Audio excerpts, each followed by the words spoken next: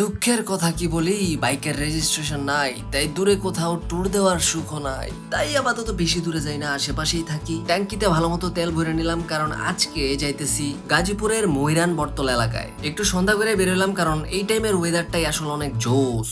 জোস লাগবো না কেন ভাই, জাস্ট আকাশটা দেখেন, সাথে ঠান্ডা ঠান্ডা বাতাস তো আছেই, মানে রাইড এনজয় করার মতো একটা ওয়েদার। তো যাই হোক, হাইওয়ে আর চিপা চাপা দিয়ে রাইড করে চলে আসলাম ময়রান ব্রিজে। এখান থেকেই শুরু হয় যত খাবারের দোকান। তো প্রথমে খাইলাম চিকেন বটি কাবাব আর রুটি। যদিও এটার অপোজিটে কাবাবের একটা বড় দোকান ছিল, কিন্তু আমার এই রাস্তার উপরের ভ্যানের যে কাবাবের টেস্ট, এটাই আমার কাছে ভালো লাগছে। বিশেষ করে কাবাবের সাথে এখানে যে সসটা, এটা জোস লাগছে আমার কাছে। যাই হোক, তো কাবাব খাওয়ার পরে ঢুকলাম চা খাইতে। এই দোকানে যায় মানুষ পোড়া রুটি আর চা খাইতে, মানে একটু বিখ্যাত আর কি বেশি। পোড়া রুটি খাই নাই, শুধু চা খাইছি, কিন্তু চাটা পাঞ্চা লাগছে ভাই। আর এখানে একটা খাবার, এটা হইতেছে ডালিম, মানে মাংসটারে কেমনে জানি মিশায়, তাই হালিম নাও, এটার নাম হইছে ডালিম। তো চা আর কাবাব খেতে পেট ফুল, তাই ভাবলাম যে এটা বাসায় নিয়ে নেই, সবাই মিলে একসাথে খেয়ে ফেলবো। তো এই ভাইবা সবকিছু শেষ করে পার্সেল নিয়ে আবার বাসার দিকে রওনা দিয়ে দিলাম।